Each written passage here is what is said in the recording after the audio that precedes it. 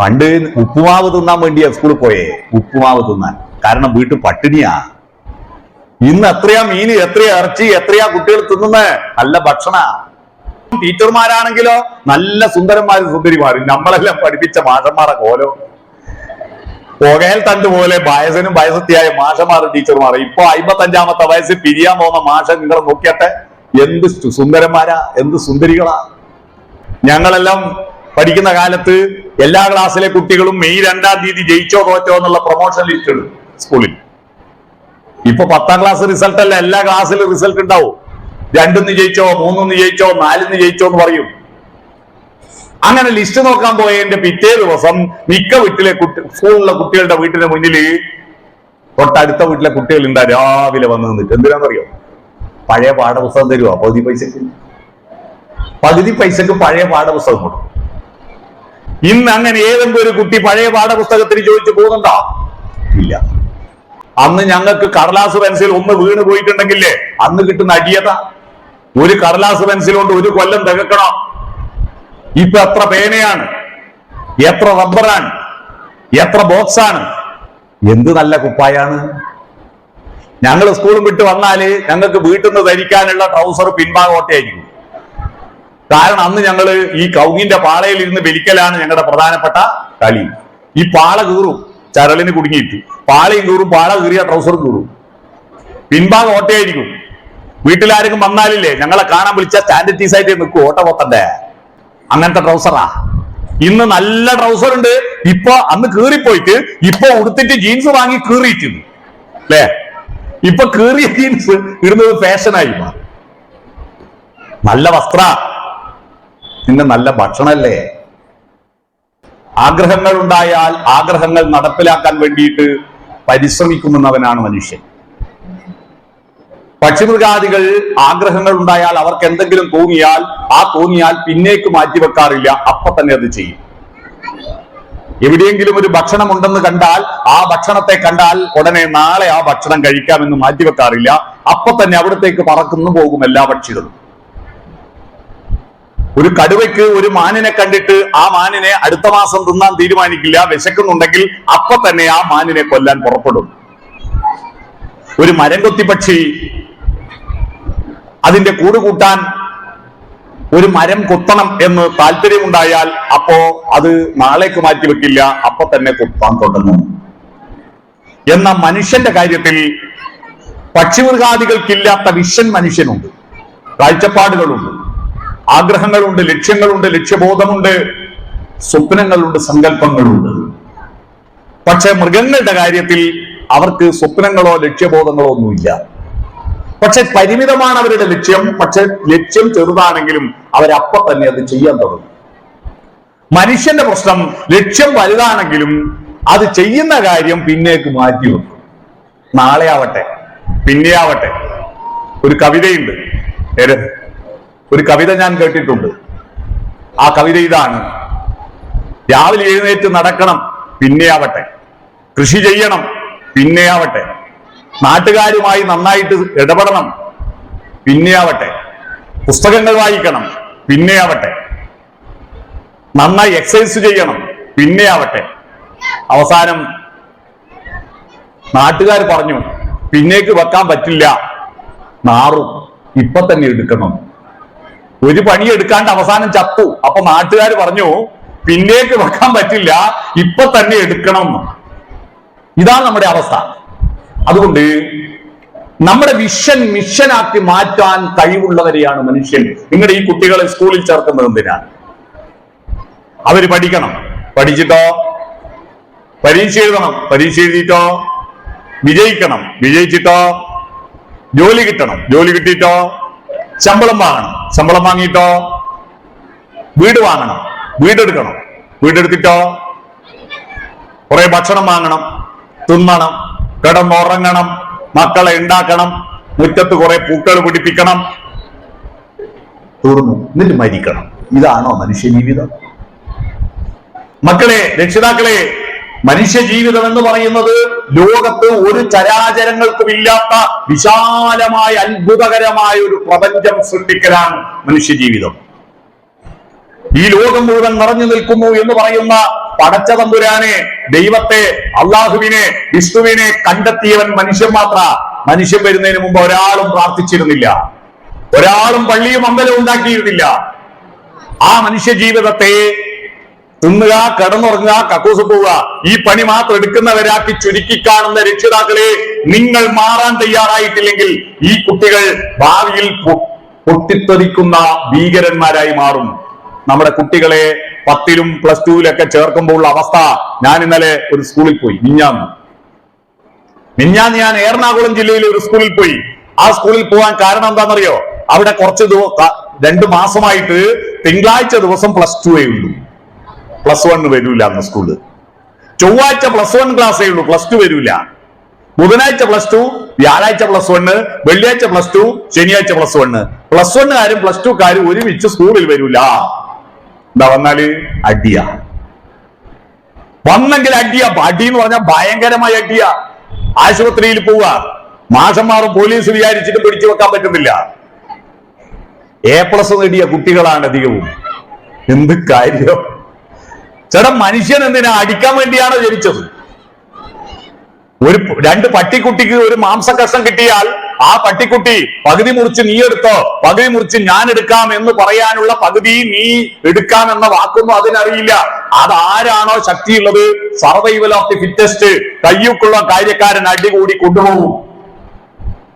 എന്നാൽ മനുഷ്യന് വാക്കുകളുണ്ട്, വാക്കുകളുടെ അർത്ഥങ്ങൾ അറിയുന്ന മനസ്സുണ്ട്, ആ വാക്കുകളുടെ വികാരങ്ങൾ അറിയുന്ന ഹൃദയമുണ്ട്, ആ വാക്കുകളുടെ അർത്ഥം എങ്ങനെയുണ്ടായെന്നും അതിന്റെ പ്രതിഫലനം എങ്ങനെയായിരിക്കുമെന്നും അറിയാവുന്ന ബോധമുണ്ട്. ഇതൊക്കെ ഉണ്ടായിട്ടും മനുഷ്യൻ തമ്മിൽ കടികൂടുന്നുണ്ട്. പിന്നെ കുഞ്ഞുണ്ണി മാഷ് ഒരു കവിതയുണ്ട്, ഈ നായ്ക്കൾ എന്തിനാ മനുഷ്യരെ പോലിങ്ങനെ കടിപിടി കൂടണത്, അല്ലേ? തിരിച്ചറിവുണ്ടാവണം. ഭക്ഷണത്തിന് വേണ്ടിയല്ലേ 3/4 മണിക്കൂറായി നിങ്ങൾ ഇവിടെ ഇരിക്കുന്നത്, 3/4 മണിക്കൂറായി. ഈ 3/4 മണിക്കൂർ വെറുതെ ഇരിക്കുമ്പോ നിങ്ങൾക്ക് ചായയും ഉണ്ണിയപ്പവും തരണമെന്ന ചിന്ത ഇതിന്റെ സംഘാടകർക്ക് ഉണ്ടായില്ല. പ്രസംഗം തോട്ടങ്ങുന്നവരെ അവർ കാത്തു നിന്നില്ലേ? അതിനാ വിവരമില്ലായ്മ എന്ന് പറയാ. മനസ്സിലായോ? അതിനാ വിവരമില്ലായ്മ എന്ന് പറയാ. ഇത്ര നേരം ഇത്ര ആളുകൾ വെറുതെ ഇരിക്കുക. അപ്പൊ അറിവുണ്ടായിട്ട് കാര്യമില്ല, അത് ബോധമായി മാറണം. അറിവുണ്ടായിട്ട് കാര്യമില്ല, അത് ബോധമായി മാറണം. നമ്മുടെ കുട്ടികൾ പഠിച്ചിട്ട് A+ നേടിയാ പോരാ, അവർക്ക് ആ A+നെ ജീവിതവുമായിട്ട് പ്ലസ് ചെയ്യുവാനുള്ള പഠനം ഉണ്ടാവണം. അവരുടെ അറിവിനെ, പഠിച്ചതിനെ ജീവിതവുമായി പ്ലസ് ചെയ്യാൻ കഴിഞ്ഞിട്ടില്ലെങ്കിൽ ഈ A+ കാര്യമില്ല. അത് എപ്പോഴാ തുടങ്ങണ്ടേ? 10ാം ക്ലാസ്സിലും പ്ലസ് 2വിനും പഠിക്കുമ്പോ രക്ഷിതാക്കൾ ലീവ് എടുത്ത് വീട്ടിലിരിക്കുന്നു. എന്റെ മകൻ 10ലാണ്, എന്റെ മകൻ പ്ലസ് 2 ആണ്, എങ്ങനെയെങ്കിലും പഠിപ്പിച്ച് വിജയിപ്പിക്കണം. എന്തൊരു ബേജാറാണ്. ഒരു കാര്യമില്ല, ഒരു കാര്യമില്ല. ഒരു കുട്ടി, രക്ഷിതാക്കൾ ഏറ്റവും കൂടുതൽ ശ്രദ്ധിക്കുന്നത് 10ലും പ്ലസ് 2വിലും ഡിഗ്രിക്കും പഠിക്കുമ്പോൾ ശ്രദ്ധിച്ചിട്ട് ഒരു കാര്യമില്ല. അവൻ പ്രൈമറി വിദ്യാലയത്തിൽ ഇരിക്കുമ്പോൾ രക്ഷിതാക്കളുടെ അന്വേഷണവും അറിവും പ്രതികരണവും ഇടപെടലുമാണ് ഒരു കുട്ടിയുടെ സ്വഭാവ രൂപീകരണത്തിൽ ഏറ്റവും പ്രധാനപ്പെട്ട പങ്ക് വഹിക്കുന്നത്. എന്ന് പറഞ്ഞാൽ നമ്മുടെ നെൽകൃഷിയിലെ, ഈ നാട്ടിൽ നെൽകൃഷിയിൽ കതിര് വന്നിട്ട് അതിന് വളമിട്ടിട്ട് കാര്യമുണ്ടോ? ഇല്ല. കതിര് വരുന്നതിന് മുമ്പേ അത് ഞാറ് പൊരിച്ച് നാട്ടും. ആദ്യം വിത്ത് വെറുതെ വിതറിയിട്ട് പൊടിച്ചു വന്ന വിത്ത്, ആ ചെടികൾ, അതിനാണ് ഞാറ് എന്ന് പറയുക കേട്ടോ, ഞാറ്. ഈ ഞാറുകൾ പൊരിച്ചെടുത്തിട്ട് ചളിക്കണ്ടത്തിൽ വിട്ട് നാട്ടും. നാട്ടുന്നതിന് ഞങ്ങൾ ഇവിടെ പറയാ നാട്ടീന്ന, നാട്ടിയുണ്ട് എന്നാ പറയാ. ഇവിടെ അങ്ങനെ പറയോ? നാട്ടി. ഈ നാട്ടിയ ഉടനെ ഈ കുട്ടികൾ വീട്ടിൽ അച്ഛനമ്മമാരുടെ മടിത്തട്ടിൽ സ്വാഭാവികമായി വിത്ത് മുളച്ചു വന്നവരാണ് ഈ കുട്ടികളെല്ലാം. ആ വീട്ടിലിരിക്കേണ്ട കുട്ടികളെയാണ് വീട്ടിൽ നിന്ന് പൊരിച്ചിട്ട് ഈ സ്കൂളിൽ കൊണ്ടുപോയി നാട്ടി. മനസ്സിലായോ? പൊരിച്ച് സ്കൂളിൽ കൊണ്ടുപോയി നാട്ടി. ഈ നാട്ടി നടുന്നത് പ്രൈമറി വിദ്യാലയത്തിലാണ്. 1ാം ക്ലാസ്സിലും 5ാം ക്ലാസ്സിലും ചേർത്ത ആ സമയത്താണ്. ഈ സമയത്താണ് നമ്മുടെ കുട്ടികൾക്ക് കൊടുക്കേണ്ടതെല്ലാം കൊടുക്കേണ്ടത്. ഈ സമയത്ത് കൊടുക്കേണ്ടത് കൊടുത്തില്ലെങ്കിൽ പിന്നെ പ്ലസ് 2വിനും SLCക്കും ഒക്കെ ബേജാറായിട്ട് ഒരു കാര്യമില്ല. നമ്മുടെ കുട്ടികളെല്ലാം നല്ല കുട്ടികളാണ്. എല്ലാ കുട്ടികളും നല്ല കുട്ടികളാണ്. പക്ഷേ നമ്മുടെ വിദ്യാലയങ്ങൾ വളരുന്നോ, ദേവാലയങ്ങൾ വളരുന്നോ? വിദ്യാലയങ്ങൾ വളരുന്നു, ദേവാലയങ്ങൾ വളരുന്നു. അല്ലേ? പണ്ടത്തെ പള്ളിയാ?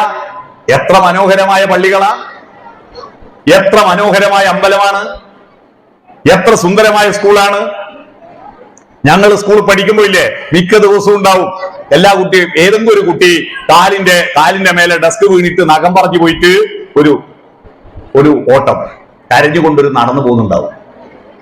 എങ്ങനെയാ നഖം പറയുന്നറിയോ? ഡെസ്കും ബെഞ്ചും കാലിന് വീഴും. എന്തിനാ കാലിന് വീഴുന്നത്? അതെന്തോ തെറ്റ് ചെയ്തിട്ടാണോ? ഒന്നുമല്ല.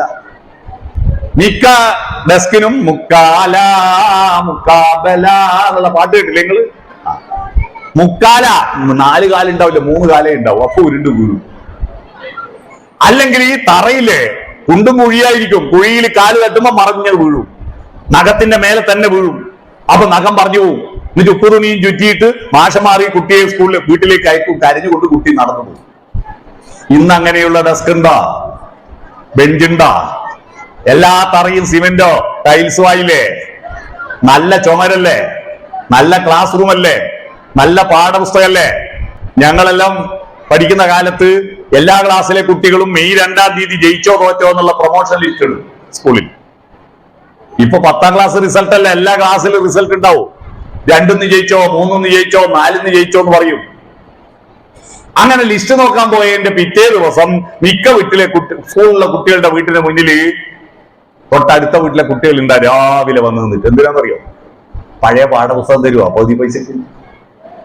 പകുതി പൈസക്ക് പഴയ പാഠപുസ്തകം കൊടുക്കും.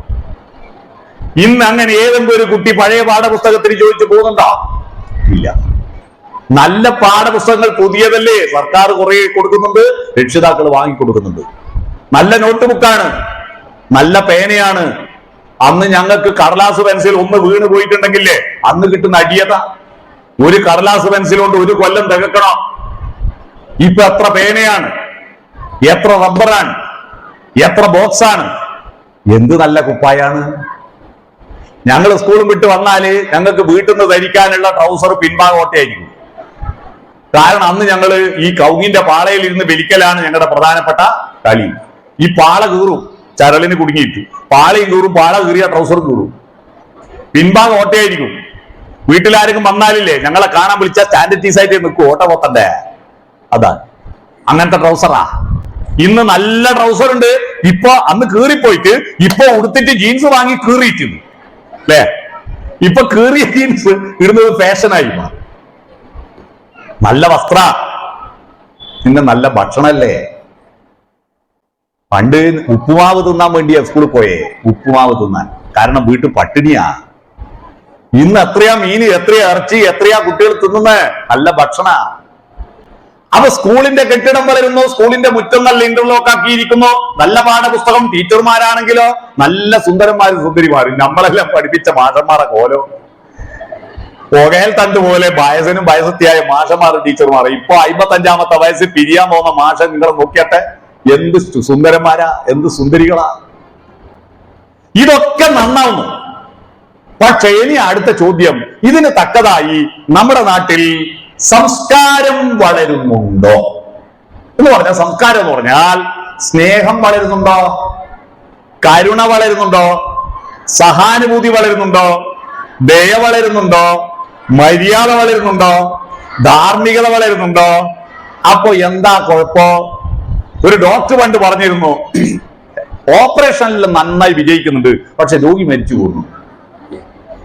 ഓപ്പറേഷൻ വിജയിക്കുന്നു, പക്ഷെ രോഗി മരിച്ചു പോകുന്നു. ഞാൻ എന്താക്കാനാണ്? സ്കൂളെല്ലാം ഗംഭീരമാണ്, പക്ഷെ അതിന് തക്കതായി വിദ്യാഭ്യാസത്തിന്റെ ലക്ഷ്യം എന്താണോ ആ ലക്ഷ്യത്തിലേക്ക് നമ്മുടെ കുട്ടികളെ, തലമുറയെ എത്തിക്കാൻ കഴിയാത്തതെന്തേ?